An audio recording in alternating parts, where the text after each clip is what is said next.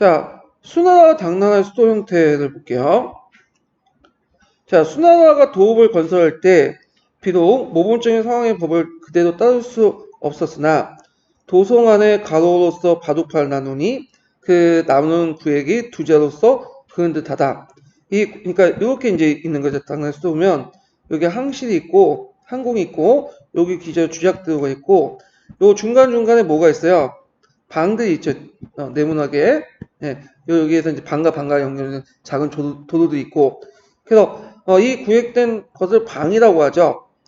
그래갖고 이제 방이라는 것은 이제 뭐냐, 자이 아파트 연상시키면 돼요. 지금 아파트 보면 이렇게 있고 외부인 통제를 막기 위해서 여기 문이 있잖아요. 그 문을 왔다 갔다 하고 통제를 하잖아. 그래서 여기에 울타리가 쭉 있고 담이 지금 형태가 그런 거예요. 예. 그리고 방을 담을 쌓고 그 담에 문을 여문이라고 하죠. 통행하고 하고 나쁜 짓을 한 자들이 도성에 발을 붙일 수 없겠다. 그 다음에 요게 야간 통행을 하죠. 그리고 또한 조정과 간청의 건물을 백성의 거주지나 시장구역과 서로 섞이지 않는 것은 매우 타고난 제도다. 그래서 여기 보면 시장이라 해서 시장구역 보면 당나라는 동시, 서시에 가고 딱 정해져 있었어요. 간사시장이. 그래서 이걸 무슨 제라고 하죠? 시방제라고 하죠. 시방제. 당나라가 수나라를 계승하여 다스릴 수백 년 동안 아름다운 벌금과 유원지를 늘렸고 중축하였지만 도성의 반듯한 구획, 아까 주작대를 바탕으로 한 격자형 도시 형태는 고칠 필요가 없었다. 그래서 수나라 도읍을 건설한 공이 어찌 적다고 하겠는가? 자, 수나라가 이게 도읍이라는데 이때 도읍이라는 거는 어디를 얘기할까요? 이때 도읍은. 이때는 그 당시에는 대흥성이라고 했지만 나중에는 뭘로 바뀌죠? 장안성으로 바뀌죠. 그러니까 당나라 장안성 수나라의 대흥성을 바탕으로 이제 만들어졌다고 보시면 돼요. 물론 여기다 이제 시간이 지나면서 좀 더 뭐냐면 중설되고 하겠지만 기본적인 형태는 그래요. 자, 그래서 이제 송대 여대방이 장안서의 지도를 그리면서 쓴 이 글은 수나라와 당나라의 도읍지를 잘 설명하고 있다. 이렇게 격자형 도시는 상당히 기술력과 나름의 철학적 이념 위에 건축됐고, 그래서 동아시아 각국에도 이들 모방을 해서 만들었죠. 대표적인 바다의 상경성이라든지, 그 다음 헤이안고, 헤이쪼고, 이런 것들이 이제 있죠.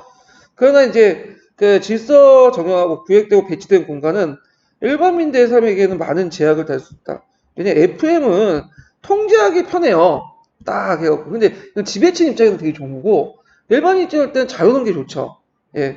그래서 당나라기 때 되면 이제 민간이 가로를 침범하고 방의 당장이 무너지면서 장안은 더 일상적인 공간으로 바뀌었다. 그래서 당나라 때 도시와 송나라 때 도시가 다른 점 예전에 얘기했죠. 당나라는 되게 개방적, 폐쇄적인 데 반해서 송나라는 상당히 개방적이야. 이건 좀 약간 당송의 문화하고 좀 차이가 있겠는데 도시 구조 한정돼서 볼 때는 그런 특징을 갖고 있어요. 자, 그 다음에 도교와 불교의 융성을 볼게요. 자, 여기에서 이제 그 내용들 보면 여기 이제 쭉 앞부분은 이제 어떻게 해서 이제 뭐 도교가 이제 나왔고 쭉 이제 돼 있고 뒷부분만 볼게요. 짐의 집안은 여기 짐이라는 건 누굴 의미할까요? 모르면 어디 찾아보세요. 여기 출처를 보면 당대니까 당나라 집안을 얘기하는 거죠. 이연의 집안. 그래서 농서 이씨 출신이죠. 주나라에서 주사였던 태사농군이 나왔고 태사농군이라는 거는 이제 누굴 얘기하는 거야? 노자들 좀 더 높여주는 거야. 노자의 원래 이름이 뭐죠? 이죠. 그러니까 자기 집안 출신이라는 거야. 예. 그래서 왕조의 창성에도 도교가 가장 중심인 상덕의 심이었으며 천하의 안정 역시 무의라는 도교의 가르침에 의존하고 있다. 그럼 마땅히 이런 풍조를 받고 도교에 의해서 교화가 펼쳐야 된다. 이때부터 의례 행사나 호칭에서도 도교의 승려를 불교의 승려보다 더 위에 있다. 그래갖고 이제 당나라는 도교를 되게 중요시 했어요. 불교보다. 그래서 우리가 이제 알다시피 당나라 때 무종 때 도사의 권위를 받아갖고 일어난 산무일종의 반란 중에 마지막 반란이었던 당나라 해창폐불 같은 거 있죠. 이런 것도 이제 이때 일어났고요. 그래서 이제 이유는 그 동익에 보면 이제 그 농서 이씨 집안이고 이이니까 자기 집안 출신이다. 이렇게 내세우니까 실질적으로는 이제 뭐냐면 불교 세력이 너무 커지니까 견제한다는 의미도 있어요. 그런 게. 예. 그래서 이제 이때 이제 당나라 때 그 도교는 예전에 한번 얘기했지만 원래는 이제 북이때 종교가 교단이 뭐였죠? 오도미도를 계승한 신천사도였죠. 그리고 남쪽에도 천사도가 있었죠.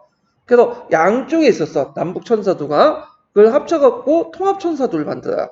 그래서 이 통합천사를 통해서 국가가 관리하는 거야. 이렇게 보시면 될 것 같아요. 그렇죠. 송나라 때 들어와서는 이게 도교 체제가 또 바뀌어진다고 했죠. 신도교 체제로.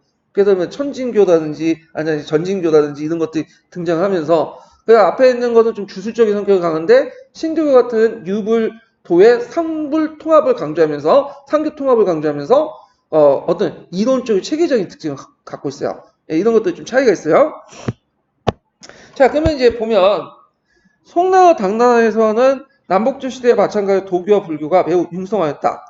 그런데 정간 11년에 나온 태종의 이글에서 보듯이 당나라 공식적인 입장은 도교와 불교를 모두 존중하되 원칙상 어디를 더 강조했다? 도교를 더욱 중시했다. 당나라 전기까지 이 두 종교는 물론 유교를 포함해 새 가르침은 대체로 모순 없이 공존하였다. 현종이 스스로 노자는 물론 금강, 반양금과 호경의 주소까지 쓰려고 했던 것은 이런 사회적 분위기를 마련해줬다. 당나라 후기에 이르자 불교에 대한 배척 경향이 점점 강해지고 배부를 주장한 새로운 유학이나 논리가 9세기 때 이거 기억을 해두셔야지. 해창폐불. 해창폐불은 당나라 무종 때 일어난 불교의 탄압 사건이야. 이거 꼭 기억을 해주세요. 삼무일종 마지막 폐불 사건이죠. 예. 폐불 사건의 공통점이 뭐냐면 도교가 누굴 공격했기 때문에 불교를 공격해서 도교에 빠져있는 황제들이 일으킨 사건이에요. 예. 그래서 요거 좀 기억을 해두시고요. 자, 당나라 여성의 삶은 이제 각자 보시고 이거는 중요하긴 하는데 그렇게 시험 문제 나올 것 같진 않고. 자, 당나라 후기에 이제 사회적 분위기 해가지고 이렇게 했는데 여기에서 이제 눈여겨볼 게 뭐냐면 예전에도 한번 시험에 문제에 나왔던 게 한유라는 사람이 나와요. 한유. 그래서 한유라는 건 예전에 한유, 유종원 이런 사람은 당나라 말기 때 유교가 점점 쇠퇴하고 불교와 도교가 이제 승하는 걸 보고 안 되겠다. 그래서 유교의 어떤 혁신운동 이런 것들 했던 사람이죠. 그러면서 이걸 바탕으로 해서 이제 송하고 연결됐던 거죠. 그래서 한유와 관련된 것들인데 한유가 이제 주장한 내용 중에 하나가 뭐냐면 도통론. 그러니까 도의 정통은 어디에 있다? 유교에 있다는 거야. 근데 유교에 있지만 우리가 얘기하는 원시유학, 공자, 맹자, 숭자 위에 밑에 한당 유학은 이제 유교의 정통에 뺐고 곧바로 이제 새로운 유학으로 넘어가게 되죠. 이렇게 그 내용들이 있어요. 그래서 요거 좀 기억을 좀 해주시면 될 것 같아요. 자, 그래서 그 내용을 보면요. 당나라 후기의 남북조 시대부터 유행했던 법령 대신에 내용을 중시하고 고문으로 돌아가자는 움직임이 있죠. 이걸 당송 8대가들이 했던 고문 부흥운동이죠. 그래서 한현, 유정호, 소식, 소승, 소철, 구양소, 징병 등등인데 외우지 마세요. 저도 고등학교 때 외웠는데 잊지 않더라고. 고등학교 때는 달달 외웠더니 이게 머릿속에 박혔어 완전히. 그래서 무의식적으로 나오더라고요 저도. 예. 근데 그건 쓰다고 나올 것 같진 않고 일단 당송팔대가는 고문 그 당시 위진남북조 넘어가지고 그 전에 한나라 때 문제가 돌아가자. 그렇게 주장한 사람 중에 한유가 그랬어요. 예전 사륜 변연체는 격이니 식이니 글자 순위 이거 다 맞춰야 되잖아. 그러니까 자유로운 문장체로 돌아가자. 그래서 이제 이 사람이 주장한 것은 뭐냐? 고에 담긴 속에 담긴 육아의 도를 강조했어요. 그래서 도의 근원을 밝힌다. 그래서 도통론이라고 이제 하는데, 자, 한유는 여기에서 당시 영향력이 있던 도교 불교와 달리 인과의를 바탕한 유학의 이념을 분명히 제시했고요. 진나라에 끊어진 이 도통을 새로 계승하자 주장. 그래서 진나라 이후했던 그 전에 유학까지 인정해. 원시 유학까지는. 그렇지만 뭘 인정 안 하겠다는 거야. 한당 유학, 홍과학적인 한강 유학은 인정하기. 이건 진정한 도가 아니다. 유학이 아니다.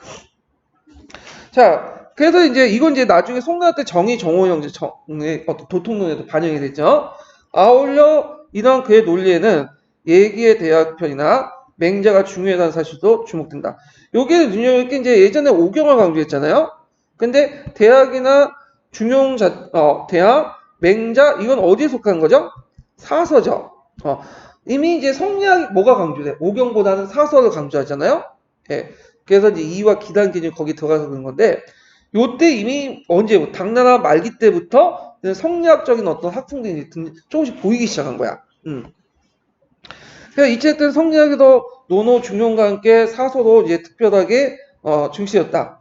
그래서 한유의 사상이 송나라 이후에 새로운 유학의 경향과 맥락을 같이 한다. 그리고 한유는 예전에 04년 기출문제에 나왔던 거고요. 꼭 기억을 해두셔야 돼요.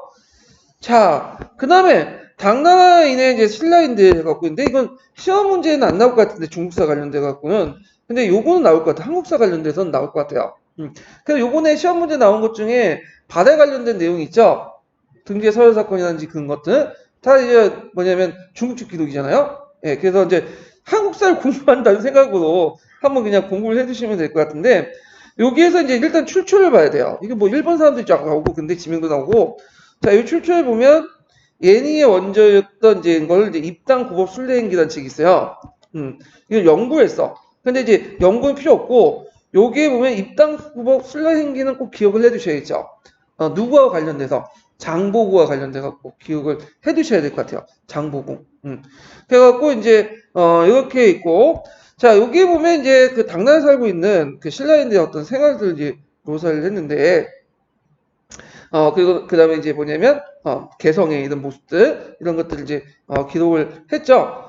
그래서 이제 이 내용들 이제 보면 자 838년에 일본에 파견된 경당사 일원이었던 승려 애닝은 일행이 귀국된 뒤에도 그다음 847년에 당나라에 머물면서 불법을 구하여 순례를 했다. 그래서 쓴 것이 이제 입당 고법 순례행기인데 이 책에 신라인들도 자주 등장하고 그래서 신라방이나 뭐 신라원 이런 것들 이제 적선 법화번 이런 내용도 되게 많아요. 왜냐면 그 당시 이제 애닌이 그 당나라 머물 동안 상당히 장보고의 도움을 받았어요. 경제적 도움이나 이런 것들. 그래서 거기에 대한 기록이 상당히 많아요. 자, 그래서 일본과 당의 백기에 매우 익숙하여 그 항해 안에서뿐만 아니라 당내 집단적으로 거주하면서 독자적인 풍습을 유지하고 있었다. 자, 그래도 요거를 이제 뭐라고 하냐? 당나라의 집단적 거주지. 이걸 뭐라고 하냐? 신라 방이라고 하죠. 예. 그래서 우리가 이제 시방제 아시죠? 그래서 각 도시마다 시방제 운영하는데 그 중에 번방이라고 해갖고 외국인들이 사는 지역이 있어. 지금 이태원처럼 그 몰려 사는 데가 있어요. 그러니까 신라인들이 몰려 사는 그 방을 그 신라방이라고 했어요. 신라방.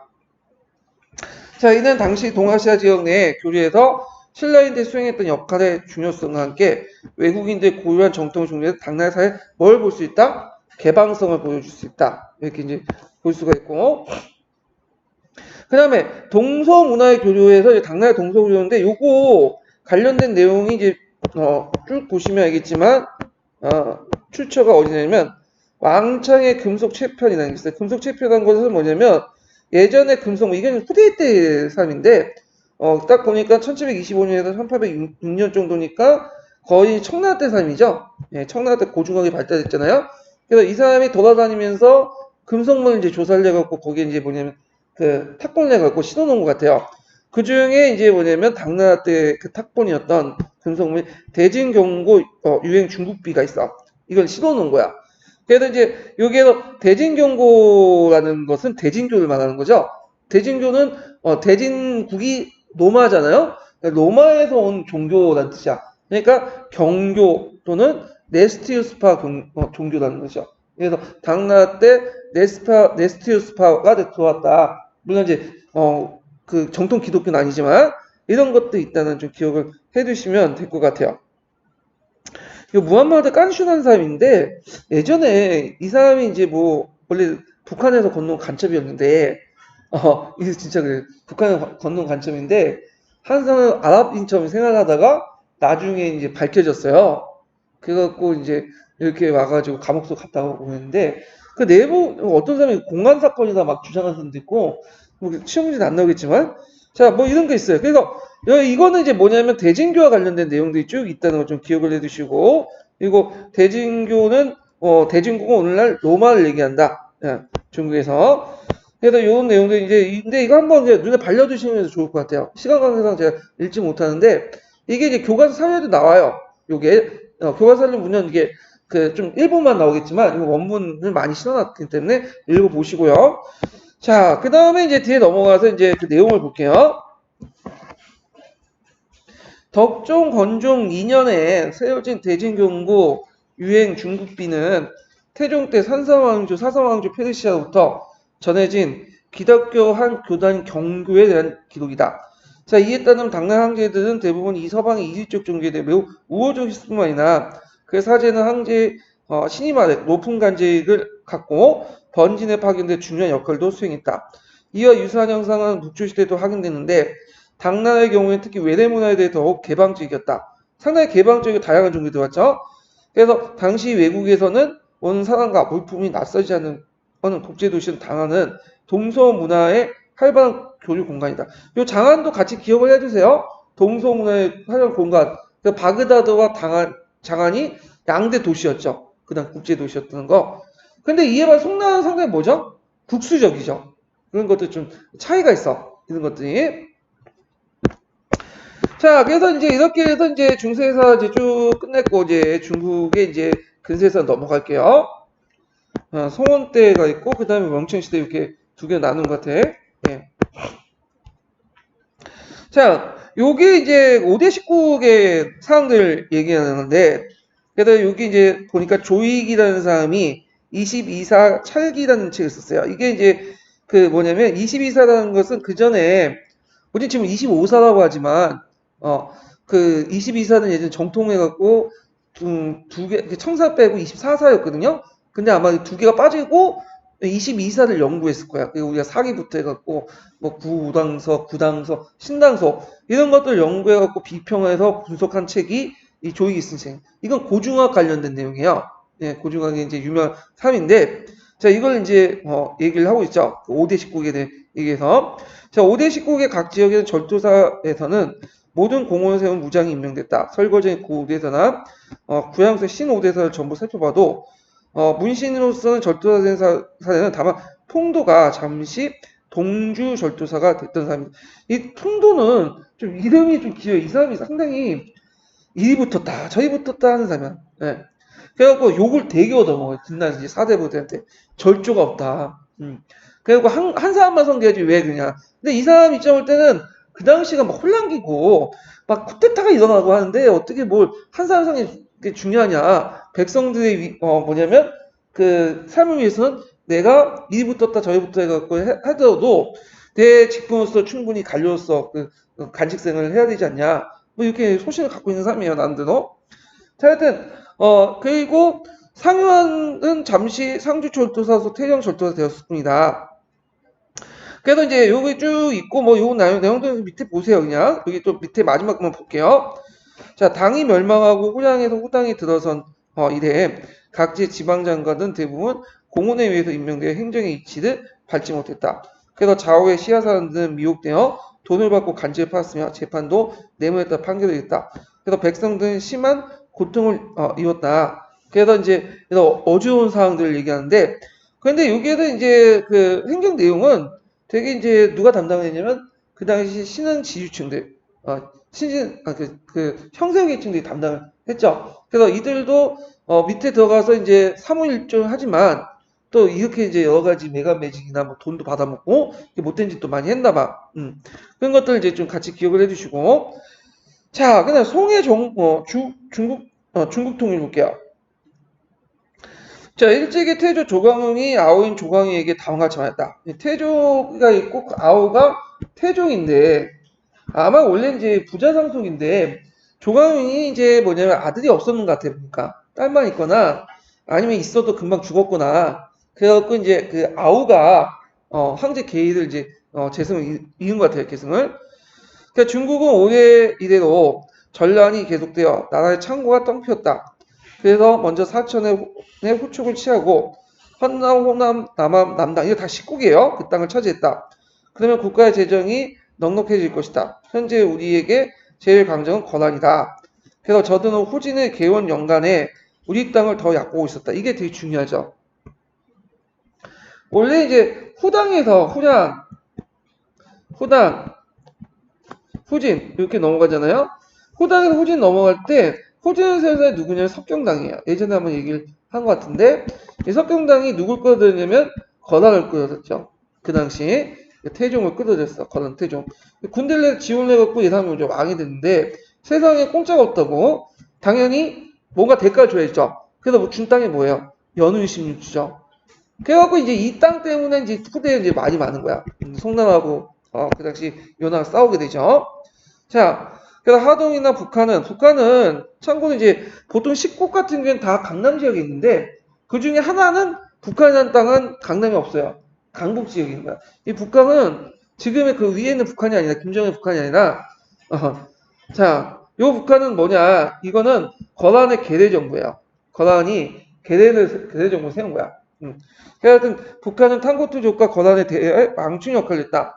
근데 많이 섣불리 하동에 취하게 되면 곧바로 탄고투와 거란의 국경을 맞대게 한다. 그러니 북한을 잠시라도 그대로 두어 우리의 바깥 울타리 삼는 것이 좋다. 이거는 작간이고 나중에는 점령해요. 일단 이게 이제 거란의 계례 정부로서 뭔가 거란하고 송나라의 완충제대를 했던 것이다. 이렇게 보시면 될 것 같아요. 자, 그리고 여기서 볼 수 있는 건 당시에 북방에 있는 북한은 거란과 강한 연대를 맺고 있었다. 계례 정부죠. 한마디로 만주국하고 비슷하다고 보시면 돼요. 그래서 송원 남방의 식국을 먼저 공격한 다음에 엄민왕은 식국이 아니죠. 이거는 구국이에요. 식국 안에 북한도 있어요. 예. 자, 북한을 제압한다는 이른바 뭘 제시했죠? 선남 후국 정책을 했다. 뭐 중요한 건 아닌데 뭐 이렇게 물어볼 수도 있잖아. 진짜 어렵게 뭐 뚱딴지같이 문제 나와서 요즘에는 하도 이상한 문제가 튀어나오니까 요것도 좀 기억을 해두셔야 될 것 같아요. 이걸 요런 거 하나 맞히시면 뭐 완전히 그냥 합격권에 팍팍 들어가는 거지 뭐. 예. 자, 그러면 이제 송초의 기억고죠. 이것도 상당히 중요하죠.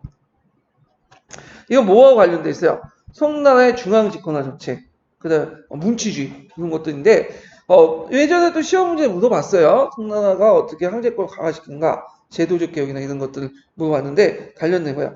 그래서 무인대에 관한 이제 사건인데 이거는 이제 일종의 에피소드인데 이게 뭐냐면 교과서에 잠깐 나온 데도 있는데 한 잔의 술로서 병권을 해소한다. 그 내용을 보면 있는 거예요.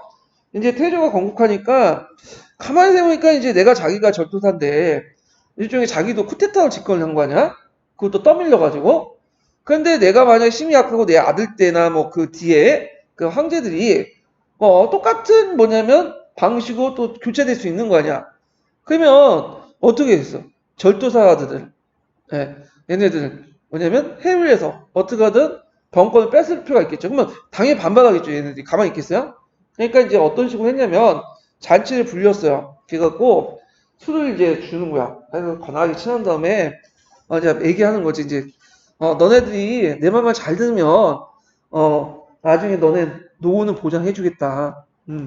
그리고 이렇게 말했는데 그냥 그리고 나서 나한테 다 평가 넘겨라. 이런 식으로 얘기를 한 거죠.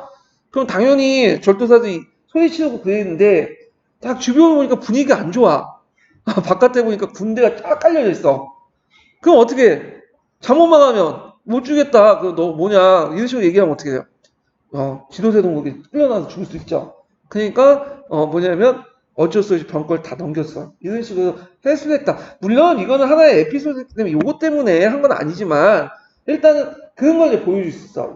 여기에서 볼 수 있는 일단은 뭘 일단 절도사들의 그 병권을 여러 가지 방법으로 해소를 했다. 그래서 황제의 걸 강화시켰다. 이런 것들 얘기를 하는 거죠. 그래서 요거는 이제 쭉 보시면 될 것 같고요. 자, 그래서 이제 여기에서 이제 밑에 보면 그 한 잔의 술로 병권을 해소한 조치의 과정을 보여준 자료다. 송초의 현안에서 가장 중요한 것들이 하나가 절도사를 중심으로 한 문인들의 어떤 권한을 삭감하는 것이다. 그래서 이제 이러한 절도사 세력의 약화와 중앙집권의 결정적 전기가 됐던 것이 바로 태조가 공신 집단으로부터 군권을 박탈한 배준석 병권이다. 뭐 이렇게 있는데 술로서 병권을 박탈했다. 뭐 이런 내용이죠. 자, 그 다음에 이제 밑에는 이제 뭐냐면, 여기 이제 그 절도사를 약화시켜 중앙의 정부를 통제를 강화시키는 그런 내용이에요. 그래서 요거는 각자 읽어보시고 그 밑에 좀 볼게요. 자, 송초의 이제 절도 세력을 약화시켜 중앙 정부의 통제를 뒀다. 그래서 지방군들은 중에 이제 뭐냐면 똘똘하고 좀 무술 잘하고 하는 애들은 다 어디로 선발하는 거야? 군군에 다 편입시켜. 그리고 뭐 영어 엉망인 애들 있죠? 그런 건 다 지방군 다 보내. 그래서 노역부대도 시키고. 그래서 이제 이렇게 강화시키고 부장과 병사 사이 유대를 단절시켰다. 이것을 이제 당말 5대의 문인들 발을 종식시키고 문신관료제도를 약화시켰다. 학고에 자리 잡게 되었다. 자, 근데 문제는 문인들의 발을 종식시킨 건 맞아요. 황제권 강화인데 황제권의 강화는 성공했지 몰라도 뭐에 약할 불려일으켰어요? 군사의 약할 불려일으켰죠. 예. 그래서 여기 보면 명나라하고 송나라가 좀 비슷비슷한데 원래 그 명나라가 송나라 벤치마킹을 했거든요. 근데 권력을 상당히 분산을 시켜요, 얘네들. 한 곳에 안 줘, 권력을. 감시 통제를 내. 그러면 황제권을 강화시키고 이들 통제하는 데는 능숙하지만 문제는 뭐가 떨어질까요? 호일성이 떨어져. 타당성이 떨어져. 조직에. 호일성이 떨어지다 보니까 명나라 군대나 송나라 군대나 비리비리해요. 막 수만 많아. 양만 많고. 자, 하여튼 그런 게 있고 군사의 역할을 볼게요. 그래서 송조에는 5대 번진의 폐해를 이제 고려 삼아 병진의 권한을 모두 빼앗아 버렸다. 군사권을 거두어 재정권도 거둬줬고 상벌과 사법의 권한까지 모두 거둬줬다. 그래서 지방에는 주군은 날로 궁극해져 허용해졌고, 그렇죠. 지방군이 약해지니까 뭐가 일어난 거죠? 정강이 날릴 때 여진의 기병대가 행한 것이 쓸 일을 무너져 버리지 않은 곳이 없었다. 예. 그래서 이런 군사의 역할을 불러일으켰죠. 자, 그 다음에 황제의 중앙 집권을 강화 볼게요. 자, 요거는 이제 교과서에도 그림으로 나왔던 건데, 당대에서는 대신들이 황제 만날 때, 뭐냐면, 궁중에서 나란히 앉았어요. 그래서, 먼저 탁자에 앉아가지고 얘기를 하고, 그런 분위기였는데, 송태조 오면서 이제, 뭐냐면 분위기가 달랐죠. 송나라 때 들면서, 의자가 없었죠. 이제, 의자에 앉아서 어떻게 건방지게 있으냐. 그 의자는 누구만이 앉아있죠? 황제만이 앉아있고, 요게 좌우로 배열해요. 그래서 황제 밑에서 머리 숙여가면서 얘기를 하는 거죠. 그만큼 황제권이 올라갔다. 이렇게 보시면 돼요. 근데 우리나라는 중간인 것 같아요. 주상이 그 앞에 있고 편전에 보시면 이렇게 앞에 있고 그 옆에 보니까 사극들 보면 앉아 있잖아. 서 있기도 하지만 가끔씩 이제 뭐냐면 앉아 있는 것도 있죠. 그래서 그 약간 중간인 것 같은데 하여튼 그 다음에 재정 권한의 중앙 집중. 그래서 당나라 같은 게 절도사들이 그 주에서 거둬 있는 이제 상공이나 이런 것들을 잘 안 올렸잖아요. 근데 이제 송나라 때는 일단 다 올리고 그리고 나서 중앙에서 계산을 내려주는 거야. 그래서 재정권을 통제를 내버린 거죠. 자, 그 내용인데 그 내용을 보면요. 당나라 총부 연간에 이래로 각 번지는 중병을 주둔하면서 그 지역 내 세금 징수를 대부분 독차지했고 유사 유주라는 명목으로 중앙에 거의 상공하지 않았다. 여기에 써야 되겠다. 돈 없다. 그래서 상공 올리지 않았어. 5대 변진 절도사 더욱 강력해졌고 부하들이 파견하여 시장을 통제시키면서 많은 이익을 취했다. 시야의 재정기구였던 3사 이것도 기억을 해두시겠죠? 3사의 고관 임명했는데 공적인 용도 위에는 재물은 모두 자신의 소유 삼았다가 때로 중앙에 사서의 내용을 바쳤다. 또 이런 걸 공보라고 하죠. 자, 그래서 이제 이런 내용도 있는데, 자, 송혜태조 역시 즉위한 당초에 관례를 이제 그대로 용이하며 지방장관들 동고하면서 이거는 징봉이라고 해요. 이것도 같이 기억을 해주시고. 그래서 이제 조보는 재상이 된 다음에 송나라 태조에게 이렇게 폐단의 개혁을 권유했다. 관종 3년에 각 지방에 지침을 내려 필수 경비 위에는 모든 재원은 군비에 충당하기 위해 중앙에 바치고 멋대로 소유하지 마라. 그래서 일단은 중앙에 바치고 모자는 받아가라. 그러니까 교부금을 받아가라는 거죠. 당시 변진 중에서 절도사 거론이 많은데 점차 문신들이 임명되어 대체되었다. 또 각지의 시장을 관할하는 지휘와 중앙의 문관을 임명하기 시작했으며 전운사라는 게 있어요. 전운사. 외워두셔야지. 전운사 말 그대로 뭐예요? 운송과 관련된 거죠. 운송. 그래갖고 3사 중에 하나가 전운사가 있어요. 탁지부도 있지만 이 전운사도 여기 속해요. 자, 운송, 그다음 운하 이런 것들 관리하는 사람들이야. 그다음 통판이라는 거는 통론에 나왔죠. 이거 뭐예요? 개론에도 지방간을 감시하게 하는 거죠. 통판을 간직을 설치했다. 자, 이렇게 재정에 관한 법군을 제정하여 문서와 장부를 엄밀하게 관리하게 되었다. 자, 이래서 모든 재원은 중앙정으로 기속됐으며 지방에 관한은 그가 삭감되었다. 자, 그래서 이제 이렇게 있고 중앙집권을 완성해갖고 내용을 보면요.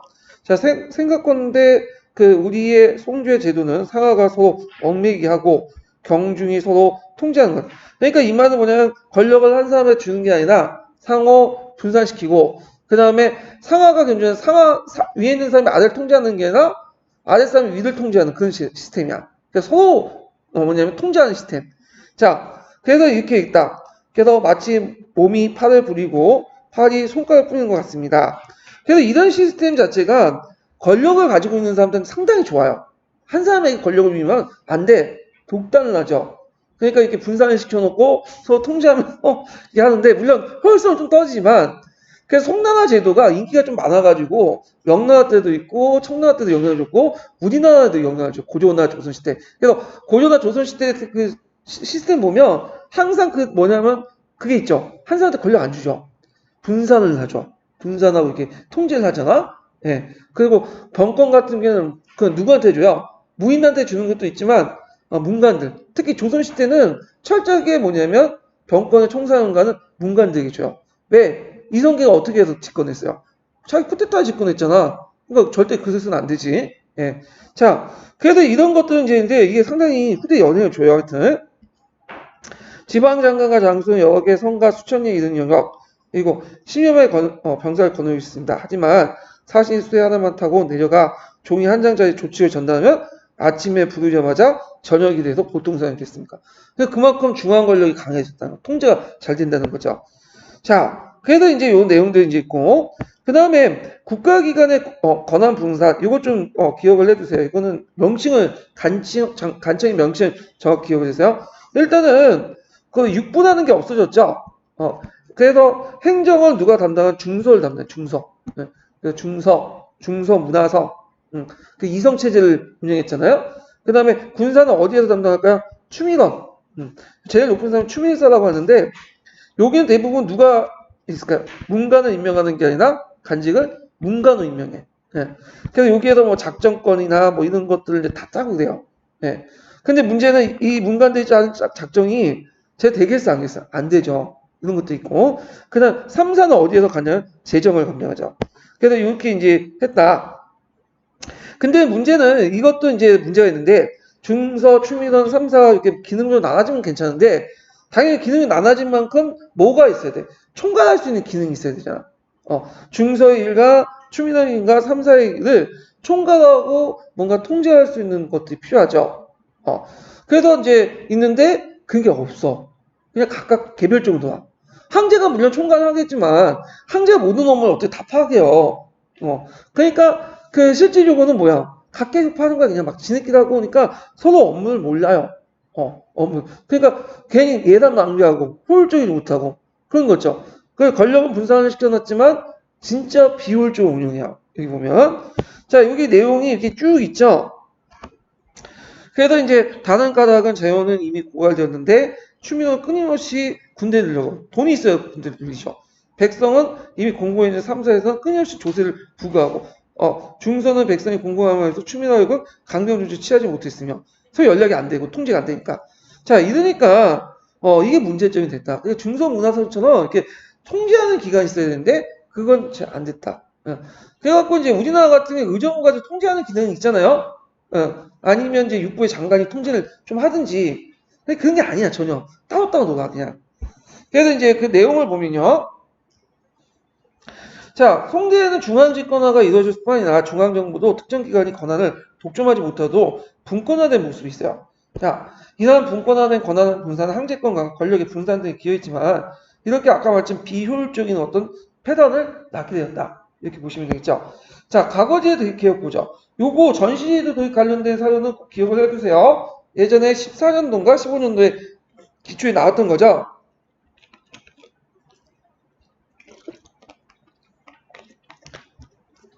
자, 여기 이제 내용을 보면 그 처음에 이제 송나라 초기에도 당나라의 영향을 받았고 자주 문생 관계가 있었나 봐요. 근데 이제 나중에 태조 때 이제 시험을 보다가 보니까 이게 도중에 누가 뭐냐면 짜가지고 합격자를 많이 배출한 거야. 그래서 안 되겠다. 그래갖고 요걸 이제 뭐냐면 바로잡기 위해서 인맥을 차단하고 그래서 최종 시험은 누가 보는 거? 황제가 보는 걸로. 이게 이제 무슨 제도냐면 전시제도죠. 그래서 이 전시제도가 생기는 연원에 대해서 얘기를 한 거야. 그래서 이 전시제도 기억을 해두시고 전시제도는 일단은 마지막 보는 시험이죠. 이건 당나라가 결정하는 게 아니라 33명 뽑아가지고 순위를 결정해 주는 거야. 누가? 황제가 결정해 줘. 그래갖고 이제 항제가 결정해주고 그러면 항제와 신화 간에 무슨 관계가 형성돼요? 자주 문생 관계가 형성되면서 항제의 충성을 유도시키는 그런 것들 있죠. 그러니까 당파를 맞고 물론 뭐 잘 안 됐어. 왜냐면 요때 선성이 안 돼도 그 전에 해시 때 이미 형성되고 그런 거고 또 저 송나라 같은 서원이 발달됐어요. 서원이. 그래서 거기에서 이제 우리나라처럼 살인세력처럼 이렇게 끌어주고 밀어주면서 인맥이 형성됐기 때문에 뭐 당파 형성은 못했지만 방지하지 못했지만 일단은 그런 목적으로 했다 이렇게 기억을 해두시고 예전에 전시제도의 목적 그게 이제 시험에 나왔어요. 자 그럼 보면 송대 과거 시험에서 전시가 도입되는 배경을 보여준 자료다. 송대 과거는 2층제가 아니라 3층제죠.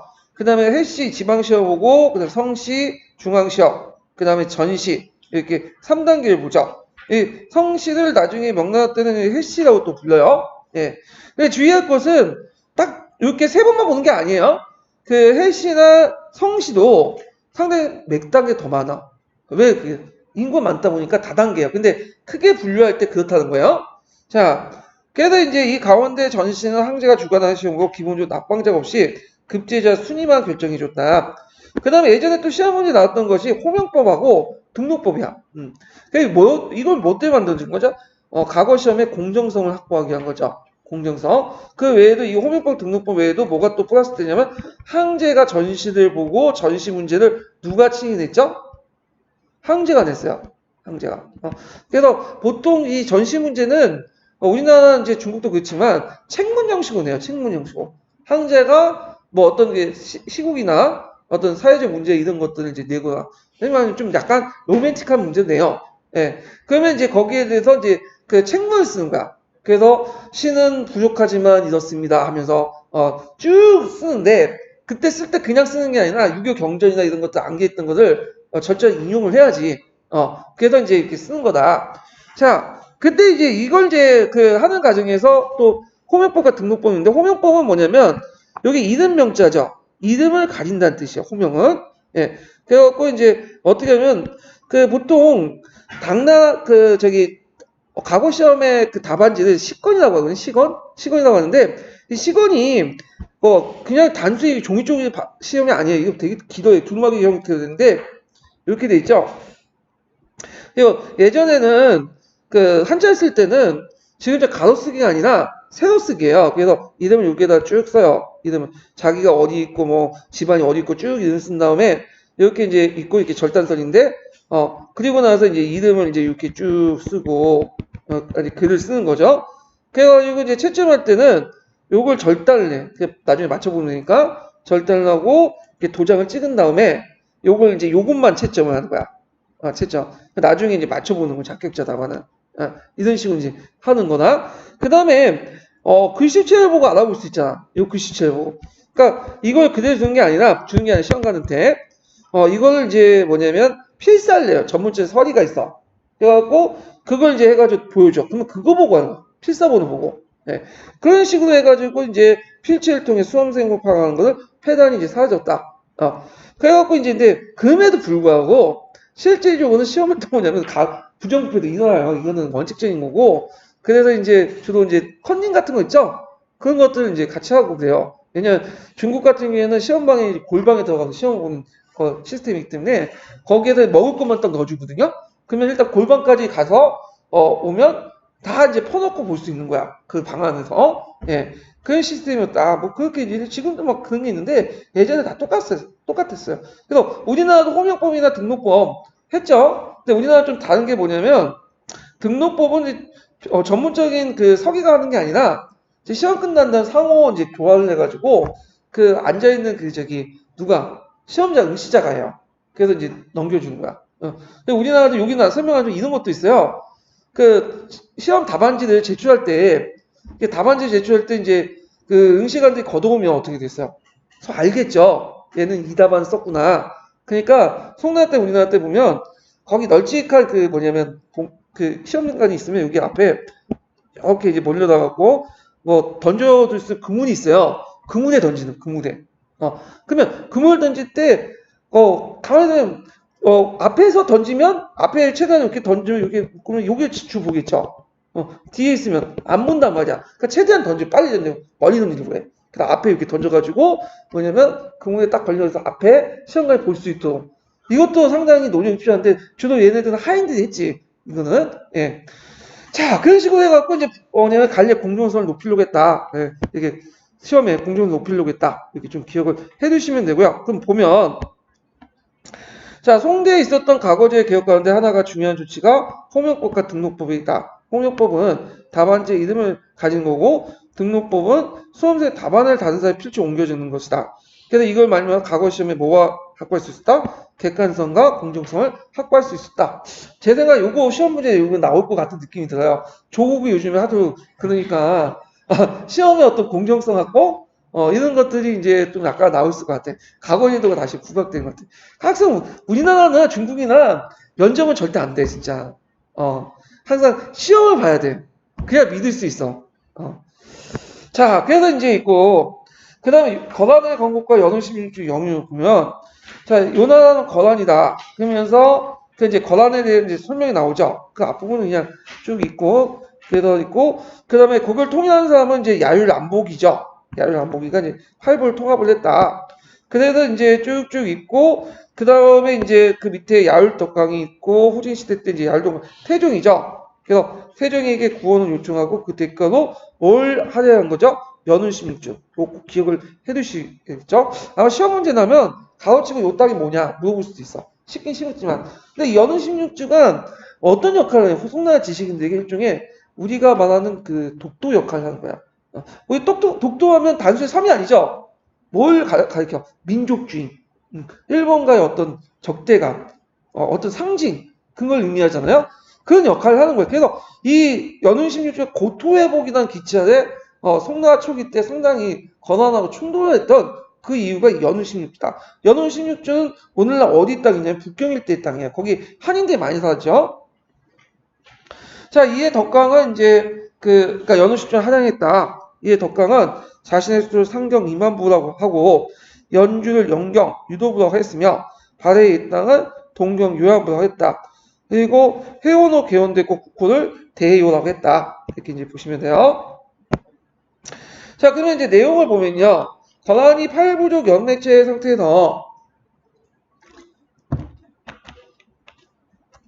자, 야율왕복의 통일을 이뤘고 이어 태종 시기 때 하북의 연운 16주를 연유하게 되는 모습을 보였다.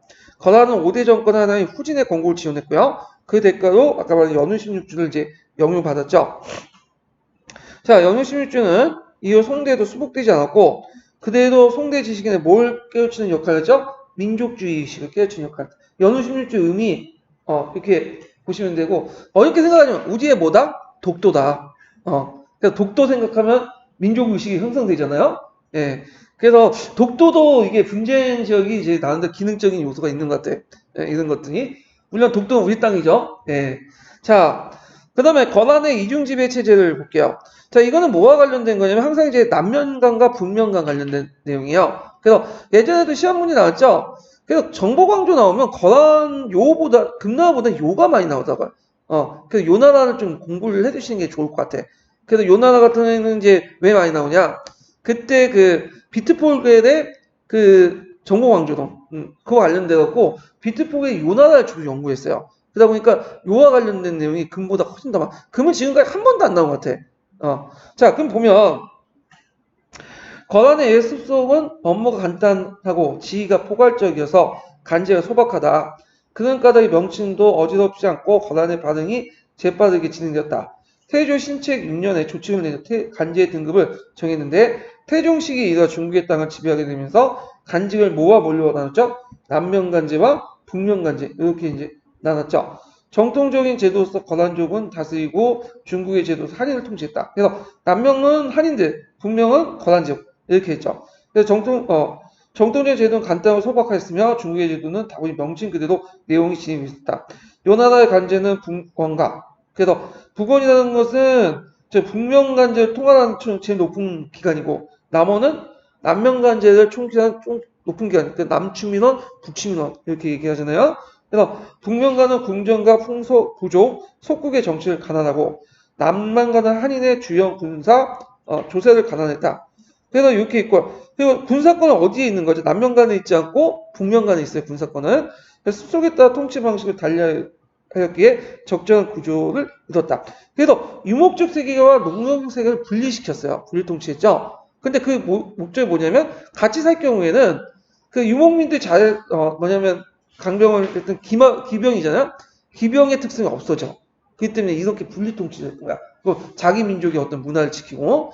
자, 그러면 내용을 보면 거란의 이중지배 체제를 보여준다. 거란은 농민의 농경민을 지배하기 위해서 거란족 고유의 안은 별도로 중국체를 채택했다. 이를 남면간이라고 한다. 이에 유목민들이 적용하는 거란의 제도는 북면간이다. 이렇게 기억을 해주시고요.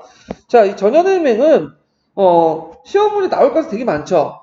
일단 이제 예전에 한번 10년도인가 그때인가 11년도인가 그때 이제 그 북송의 외교 관계와 관련된 문제가 있었어요. 간제 개편하고. 그래서 이제 잠깐 그때 언급한 건데 전현일맹은 왜 형성됐어요? 그 당시 그 송초에 황제가 지금 태조나 태종 때 막 이제 고토 회복한다고 많이 쳤잖아. 그런데 이제 변번이 연후 16주 탈취 실패했죠. 군사가 약했기 때문에. 그래서 이 거란의 성종이 이제 한번 고려와 이제 한번 해서 합평을 맞고 군대를 이끌고 대교로 들어오게 된 거야. 그래서 이제 진종은 원래 도망가려고 했어요. 우리가 할지한 것처럼 도망가자 꼬리 자르기 하려고 했는데 거기 말렸지. 합평이나 하자. 말이나 해보자.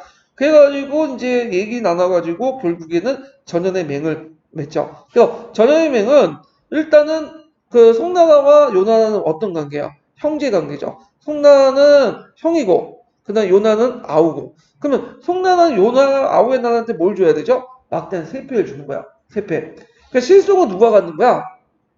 요가가 누구? 송은 명문만 갖는데 실속 차리는 게 좋죠. 원래 형이라고 하기 별로 항상 좋은 게 아니거든. 뭔가 챙겨주고 먹을 거 사야 되고 카드도 먼저 긁어야 되잖아요. 예. 자, 하여튼 그 내용이에요. 그러면 이제 그 내용들을 좀 보면 여기 보면 이제 일단은 여기 그 많은 토산 물품과 군사비로서 많은 걸 준다. 그리고 국경 지방에는 그 지금의 경계를 지키며 두 나라 백성들 서로 침범하지 않는다. 그런 내용도 있고요. 자, 그래서 이제 이렇게 쭉 하고 나서 이걸 이제 또 맹세, 천지신명께 서약의 종무사직을 받으며 그들 자손들이 영원 무궁하도 전에 가야 한다. 그래서 이거 맺고 나서 한 100년 동안은 또 하평기가 유지돼요. 네, 금날 이전까지 이제 들어서기 전까지는요. 자, 그럼 내용을 보면요. 일단 1004년 건왕과 북송 사이에 맺어진 강화조약이죠. 그래서 이걸 전현의 맹이라고 하고 요 사료 자체가 나올 수가 있어요. 요거 물어보고 이게 무슨 뭐냐 명칭 써라. 이게 뭐지? 이렇게 하면 안 되겠죠. 자, 그래서 송초에 이제 건왕을 보낸 국서이다. 전현의 맹령은 송초기 요에 대해서 매년 막대한 물자를 지급하는 대신에 요쪽은 송에 대해 평화를 보장한다는 내용을 하고 있다. 그리고 양국의 관계는 대등한 관계를 규정하고 그리고 이로 인해서 양국은 전쟁에 그치고 장기적인 평화 관계를 유지할 수 있다. 형제지만 대등해요. 동생하고 형은 대등한 관계죠. 예. 근데 다만 이제 신속 관계는 다르죠. 신하의 나라와 황제의 나라는 다른 거고. 그러니까 서한은 신속 관계예요. 근데 요 나라는 형제 관계야. 예. 요게 이제 있고 서하에 걸리니까 이제 북송의 침공을 볼게요. 서하는 예전부터 있었던 나라예요. 탐고투족이라고 해갖고 당나라 때는 이제 탁발사공이라고 해서 이제 그 예전에 한때 항소에 나는 거 참여했고 아니 이제 안용사에 나는 있고 또 인정받아갖고 이제 그 밑에 부족국가 정도 되는데 이게 이제 성장하면서 그 당시 송나라 약하니까 이원호가 뭐예요? 독립해 나왔죠. 그러면서 이제 자신의 나라를 대하하고 있어. 대하. 근데 중국의 입장할 때 건방지잖아. 뭘 대하야. 그러니까 하한데 자기 입장할 때 서쪽에 있다 해서 서하라고 부른 거야. 우리나라도 중국의 기록에 따라 서하라고 부르죠.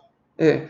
자, 꽤나 중국 중심적인 어떤 국부인데, 자, 그래서 이제 이원호가 스스로 글자를 만들었는데, 요때 모양이 한자의 팔분체 형태의 유사다. 요 글자를 무슨 글자라고 한다요? 서하 글자.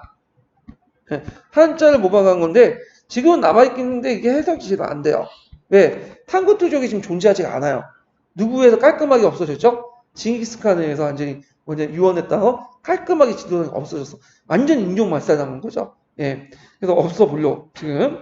자, 하여튼, 그래서 이제 독자적인 문자가 있고, 인조 보험 원년에 이온호가 멋대로 항제를 칭하고 나라를 세워 대하라고 불렀다.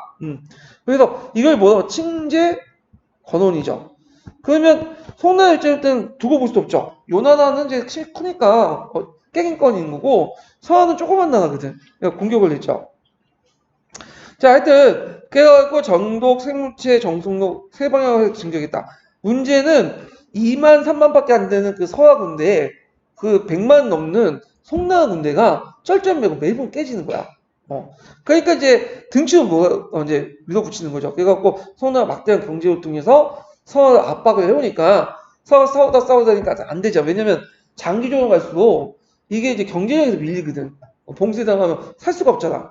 그래서 중개몰 가지고 먹고 사는 나라인데 그러다 보니까 항복 들고 다만 이제 뭐냐 자기 친제권을 폐지하는 대신에 뭘 이제 얻게 되는 거죠? 세패를 또 받게 돼요. 세패는. 자, 그래도 이제 있고 한번 내용을 볼게요.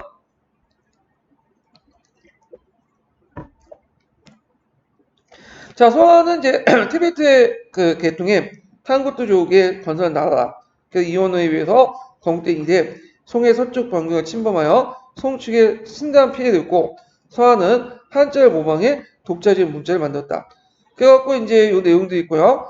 그 다음에 이제 서해 북속 침공에서 북속을 침공했고 송 측도 이제 100만 대군을 통해서 공격했지만 뭐예요? 매번 진다고 했죠. 그래서 경제적 압박을 이제 해가지고 결국에는 이제 서한을 좀 굴복시켰다는 보다는 좀 약간 자기한테 형식적으로 예속시켰다? 이렇게 이제 했다고 했죠. 그래서 이제 소화의 북송 침공 내용까지 읽어보시고 자 그래가지고 그 밑에 이제 서화 이제 맹약을 체결해요. 이거 이제 중요하죠.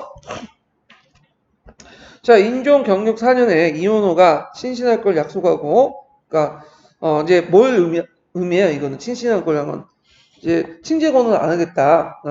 그래서 송의 조공을 바쳤다. 이에 서하에 보낸 칙서를 조선하고 곤쳐서 칭하고 이거는 중요하지요. 왜냐하면 칙서를 조선하고 이거는 황제가 쓰는 거고 조선은 왕이 쓰는 거잖아요.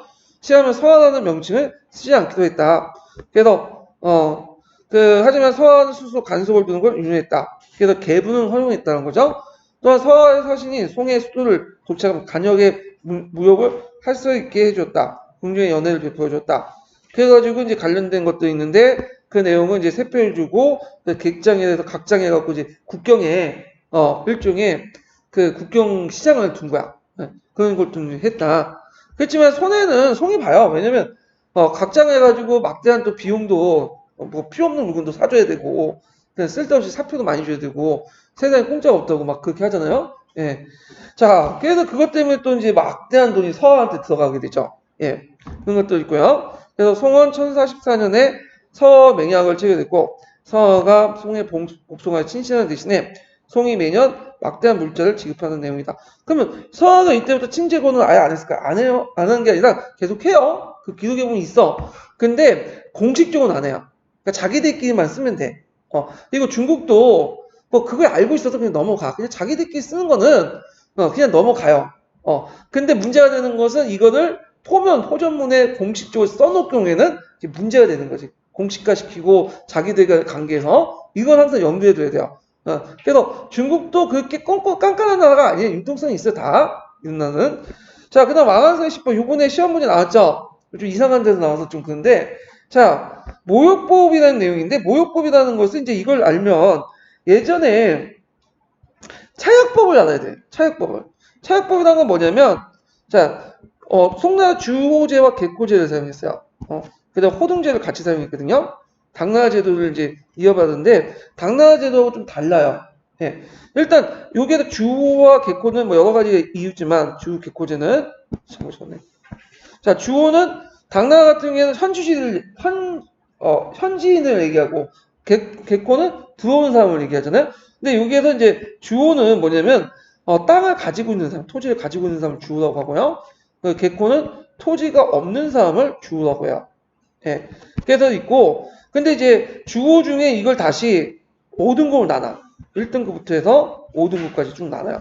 그래서 1등급을 이제 형세후 계층이라고 하죠.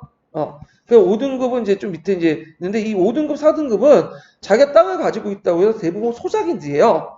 소작인들 일단 땅을 가지고 있으면 하는 거죠. 왜냐면 소작 겸 자작이 있으니까 그 남의 땅을 빌려 쓰는 사람이 많아요. 근데 땅을 갖고 있기 때문에 사오는 겁니다. 그래서 이제 그 당시에 여기다 위해서 노동력을 동원하잖아요. 그러면 노동력을 동원할 때 그 노동력을 동원할 때 이제 잘 사는 혼 같은 경우에 리스크가 크고 부담이 크는 그 역을 동원해요. 예를 들어 세장 같은 거를 저쪽 개봉을 옮기는 거 상당히 돈 많이 들어가야 되죠. 그런데 이제 적은 혼은 이제 돈이 없는 혼은 그러니까 예를 들어서 이제 마을의 뭐 행정문서 좀 정리해주고 부담이 없는 혼 그런 것도 역을 담당해. 그게 이제 뭐냐 형평성 맞는 거죠. 근데 점점 이제 뭐냐면 이 형세호나 그 형세호 중에 간호다 해갖고 이제 간호 빠지고 이제 형세호나 이런 사람들은 어떠죠? 아전하고 짜가지고 자기가 토지가 많은데도 불구하고 기록을 조작을 해가지고 어떻게 돼요? 밑에 호도 이제 떨어뜨리고 그 위에 호가 그걸 담당을 하게 된 거야. 그러니까 못 사는 사람이 뭐 개봉에 가서 뭐 차량을 세금을 수송하고 그 다음에 뭐 와가지고 그 누구야 죄인들 수송하고 그 잘못되면 자기가 다 리스크가 감당을 책임져야 돼. 그럼 당연히 도망가겠죠. 그러다 보니까 여러 가지 문제점이 형성된 거야. 이거 안 되겠다. 그래가지고 이제 뭐냐면 이걸 이제 모욕법을 이제 실시를 해가지고 이 당시 이런 것도 다 없애고요. 그래서 이제 어떤 식으로 이제 하냐면 여기에서 이제 형세와 1등 5등을 다시 이제 나눈 다음에 이 사람들이 직접 역을 담당하는 게 아니라 돈을 걷어요. 돈을 무슨 돈이죠? 면역전을 걷어. 네, 모욕전을 걷어. 모욕전을 걷고 요 모욕전을 가지고 뭐냐 사람을 사는 거야. 고용을 해가지고 뭐냐면 하는 거죠. 그러니까 역에 합리화를 게 하는 거죠. 네, 여기고 그걸 통해서 또 부수적으로 뭐도 간다 실업자도 구제하는 거지. 그리고 예전에 면제 대상이었던 그 간호라든지 그 사람들에게 면역적을 또 걷어요. 그래갖고 얘네들도 일종의 일정 부분은 세금을 통해서 뭐냐면 역에 참여할 수 있도록 해요. 자 이런 식으로 하는 제도가 무슨 법이다? 모욕법이다. 그래서 이런 것들 같이 기억을 해두시고 그래서 모욕법 실시 배경은 이렇게 차역법의 문제점 때문에 등장했다. 기억을 해두세요. 자 그러면 내용을 볼게요. 자 요게 마달님의 문헌통고에 있죠. 이 문헌통고도 좀 기억을 해야 되겠죠. 3통이라고 그 제도사죠. 당송시대 때. 예, 그래서 이제 이것도 같이 기억을 해두시고. 자, 내용을 보면 왕한세 신법 시행 이전에 차역법의 폐해를 전해주는 자료이다. 차역법이라는 것은 농민의 그 재산 정도에 따라 각종 정부 업무에 동원된 제도다. 그러나 이제 업무 중에 아전의 부담이 가장 심하여 국민들의 심대한 부담을 얘기했다. 그러니까 아전의 부담이라는 건 이제 여러 가지 지방의 경비라든지 이런 것들 그 잡다한 사무들 담당을 하는 것 같아요. 자, 그래서 왕한세 모욕법을 도입하기 이전에 이전에도 많은 사람들 그 개혁을 주장했다. 그래서 기억을 해두시고요. 참고로 이 왕한서의 개혁 내용들이 갑자기 왕한서의 뭐 머릿속에 나와가지고 한 건 아니에요. 예전부터 일정 지역이나 일부 사람들이 주장했던 거를 선택을 해가지고 실시를 했던 거야. 예, 그래서 반정군수법이라든지 그런 것도 예전부터 내려왔던 것들을 이제 국가 차원에서 확대시키고 이런 것들이죠. 요번에 이제 시험 문제 나왔던. 자, 그래서 이제 있고 왕석의 이제사상. 그래서 뭐 이거는 이제 왕왕성 자체가 되게 현실적이고 이런 것들 경제적인 것들을 강조한다. 그래서 왕왕성은 좀 약간 계보가 달라. 이때는 성악이다 해가지고 성악은 뭘 강조하는 학문이죠? 성악은 윤리적인 측면을 강조하는 윤리적인. 예. 근데 왕왕성은 좀 약간 왜냐면 경세적인 측면을 강조해요. 예. 그래서 같은 유학자지만 항상 윤리 도덕적으로만 따지는 거 아니죠. 우리가 윤리 도덕이라는 건 성리학, 양명학, 그러니까 우리가 하도 성향만 이제 접하다 보니까 유교가 뭐 그런 모습들만 있는 거로 되는데 유교는 그런 모습들만 있는 게 아니에요. 그 안에는 어떤 성격도 가냐면 경세적인 성격이 있어. 현실적인 그 모습들. 이런데 이제 왕왕성은 그 약간 흐름과 다르게 좀 현실적인 모습들을 이렇게 강조해요. 현실 개혁적인. 예. 그래가지고 이제 주대나 이런 걸 내려서 현실 개혁을 하죠. 국가가 적극적으로 간섭을 해서 뭔가 개혁을 해보자. 그래서 후대 유학자들 되게 비난했던 게 뭐냐면 그 후대 유학자들은 되게 이제 성리학자 이런 사람들이잖아. 그러니까 왕왕성 보기에는 이들 보기에는 왕왕성이 아니지 그러니까 뭐 유학의 본류에서 벗어난 사람들이야. 그래서 뭐 법가적인 어떤 그런 사람들 그렇게 비쳤던 거야. 그래서 비난을 했고 또 왕왕성의 후계자들이 그렇게 좋은 사람들이 많지가 않아.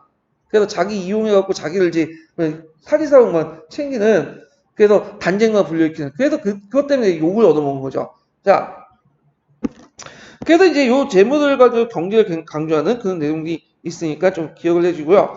여기 이제 출전을 보면 그 인천 성생 운집이라는 게 있죠. 그 인천이라는 거는 왕한서의 호예요. 인천 문진 나오면 뭘 연상시키면 되면 왕한성 연상시키면 돼요. 네. 그래서 1058년에 왕한성이 당시 황제였던 인종에게 올리는 유명한 문제가 만원서입니다. 이 만원서도 좀 기억을 해두셔야겠죠. 예. 이 만원서 자체가 이제 한의 중에 나와 있죠. 뭘로 나와 있죠? 그 개혁을 출발하는 문서. 올린 소장으로서 개혁 관련된 소장은 만원서가 있어요. 자, 그래서 만자를 썼다는 거죠. 만자 쓰면 되게 내용이 많은 거예요. 이거는 한자로 내용 만자 썼다는 거는. 자, 여기에서 왕한성 이후 그가 추진하는 대개혁의 방향을 선언적으로 제시했다. 위 재정 자료 가운데 그 생산력을 증시시켜 재정을 확보한다라는 부분도 있다. 이런 재정사정은 당시 매우 파격적. 그다음 재정사정이 별로 안 좋았어요. 왜냐 지출은 많은데 들어올 돈이 없어. 지출 같은 게 뭐 군인 관료비 유지하는 데 들어가고 막대한 또 세폐를 주고.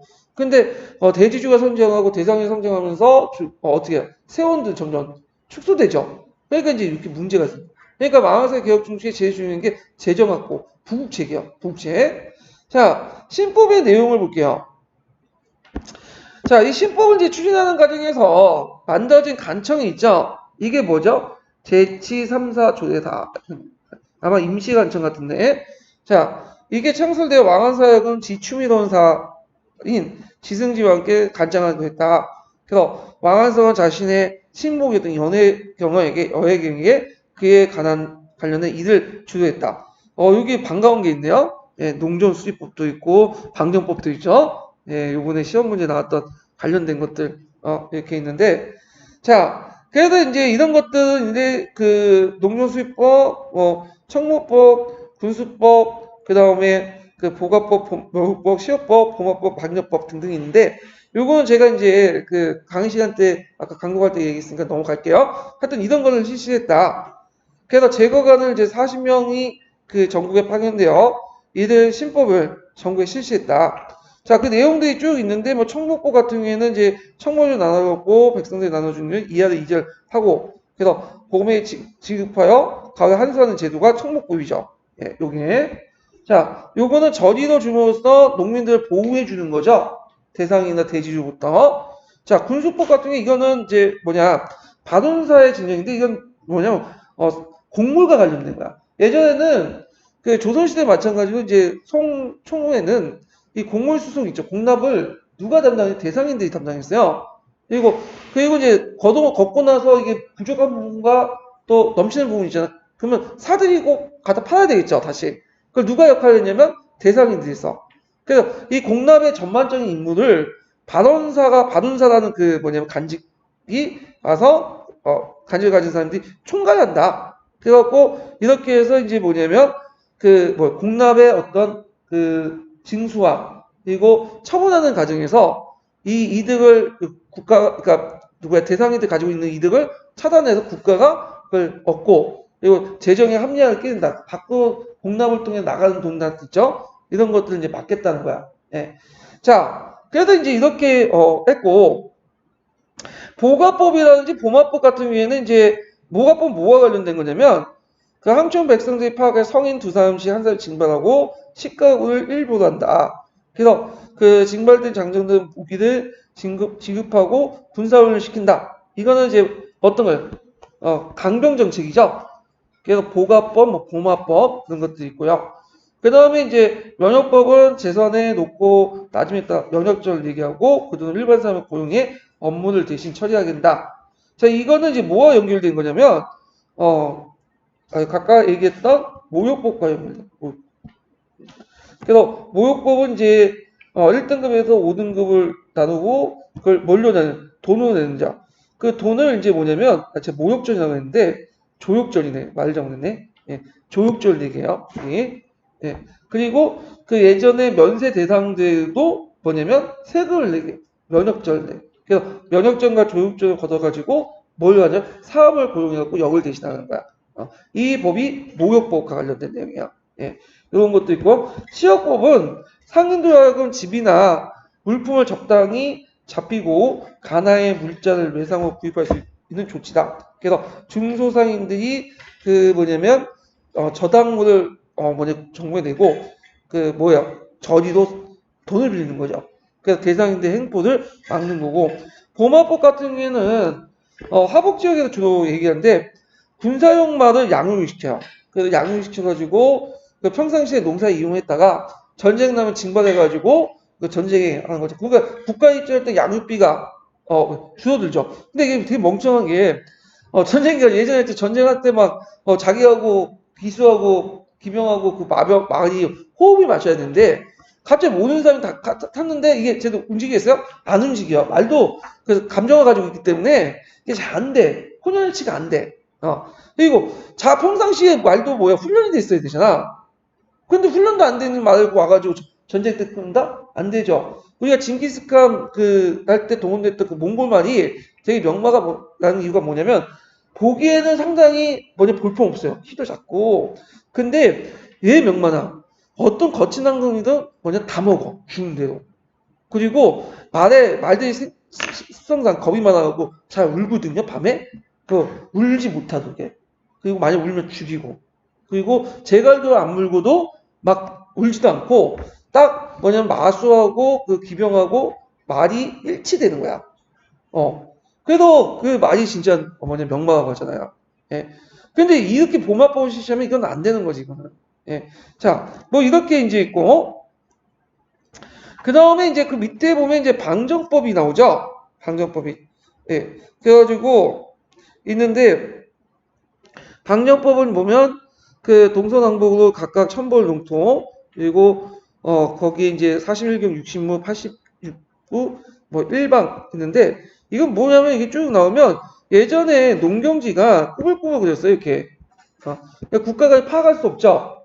그러니까 이걸 파악을 하고, 이렇게 이제 농지 계획을 했다. 이렇게 이제 보시면 돼. 측량을 해가지고. 그런 것들 이제 있고요. 자, 그 내용들 나머지는 각자 읽어보세요. 자, 그래서 이제, 여기 내용을 보면, 그 왕한세 개혁, 즉 신법은 1969년 그의 구제사항이었던 참지연사가 되어 제치 3사 조례사단 기구를 설치하고 시작되었다. 신법은 국정의 모든 것을 포괄하여 만큼 강범위하고 그 중에서 중심이 이룬 것이 청목법, 군수법, 모욕법, 그 다음 보가법 이런 것들이었다. 기억을 해주시고요. 그 다음에 이제 왕한성 신법 옹호해가지고 그 밑에 이제 그 왕한성이 그 후에 이제 여러 번 이제 집권을 하고 그 파들이 그래서 이제 있는데 여기에서 이제 그 집권을 이제 왕한성 개혁 신법을 옹호한 파들을 뭐라고 하냐면 신법과 관련된 거예요. 그래서 신법당과 관련된 내용이고요. 그 다음에 그거에 비판하는 사람이 등장하죠. 사마강시죠. 이걸 뭐냐면 얘네들을 이제 구법당이라고 해요. 그래서 신법당과 구법당에 관련된 사료 내용이에요. 자, 그래서 이제 요거는 이제 각자 읽어보시고 저기 왕한성 신법을 반대했던 그 사마강의 얘기를 한번 좀 보죠. 그 내용을.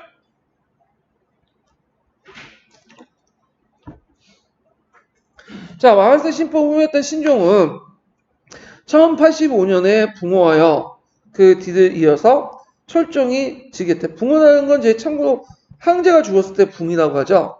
그리고 우리 왕이 죽을 때는 흉이라고 해요. 흉. 죽을 흉. 자, 철종이 즉위했다. 근데 철종이 어릴 때 즉위했어요. 그래서 이때 신종의 비판적이었던 선인태후가 섭정하게 되었고 선인태후는 사화강을 위시한 구법당 관료를 대거 등용했다. 그래서 위자노는 당시 재상으로 발탁된 사화강이 신포패당을 지적하고 그 폐지의 역설을 역설하는 상주문이다. 그래서 이게 이제 사마강이 그 상소를 올리고 나서 그 다음에 이제 선인태후가 정치를 했지만 그래서 이제 다시 그 뭐냐면 누구야 철종이 성년이 되면서 집권하면서 다시 누가 집권해요? 신법당이 집권. 예. 그래갖고 이제 이렇게 정권이 구법당 신법당 왔다 갔다 해요. 예. 요 내용들 기억을 해주시고. 자, 사대부 사의 성립 볼게요. 송나라는 사대부 사이죠. 그래서 이 사대부는 종전의 문벌귀족들과 좀 달라요. 성향이. 문벌귀족들은 뭐랄까 자기와 자기 가문만 와. 집안만. 그러니까 이제 근데 이에 반해 사대부는 자기가 자기 가문 외에도 뭘 더 강조하냐 천하를 금신해요. 예. 나름대로 공적 의식을 가지고 있어. 이 사람들은. 예. 그래서 이런 것은 상당히 차이점이다. 그건 뭐냐면 그 다음에 송나라 때 발달된 유학, 송학이란 자체가 공치주의라는 것들을 내세웠죠. 그래서 황제와 동등하게 국가를 통치하는 사람이죠. 그래서 사대부는 황제 입장에서는 볼 때는 피치자죠. 그러니까 피치자, 그러니까 통치를 받는 사람이지만 백성하고 사대부 입장 볼 때는 치자 입장이에요. 그래서 피치자 입장과 치자 입장을 같이 가지고 있어요.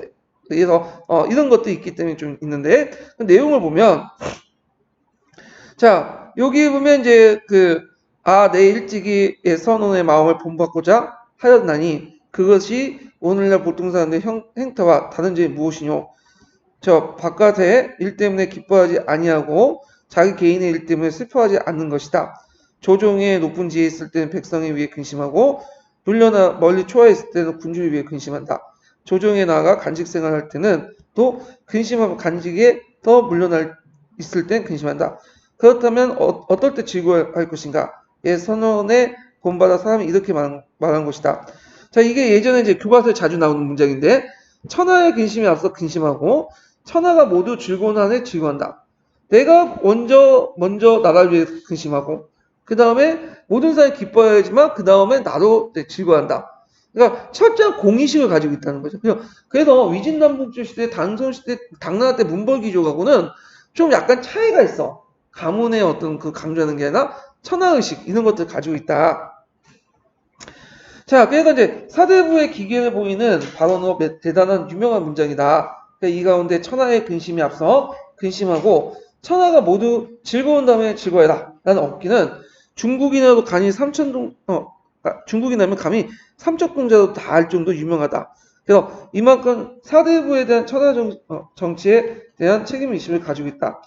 그 다음에 요거 이제 뭐냐면 입시 출세하려면 부자가 되려고 하지 말고 책을 열심히 해요. 유교경전에 과거에 합격해라. 그러면 뭐 돈이나 여자나 집이나 다 들어온다. 이 내용이야. 그러니까 그만큼 과거가 상당히 입시 출세하는데 상당히 중요한 통로 역할을 했는데 이걸 이제 누가 썼냐면 그 밑에 보세요. 3대 형제 진종이 권한문을 쓴 거야. 그러니까 이 유교 내용이 되게 뭐예요? 황제에 충성해라. 그 내용 이제 윤리적인 내용. 자, 그래서 이제 요 내용도 있는데 요거 가끔씩 이제 교과서에 그 예문 나와 있더라고. 네. 그래갖고 이렇게 이제 보시고 자 내용을 보면 중국의 고금의 권한문 가운데 가장 유명한 하나이다.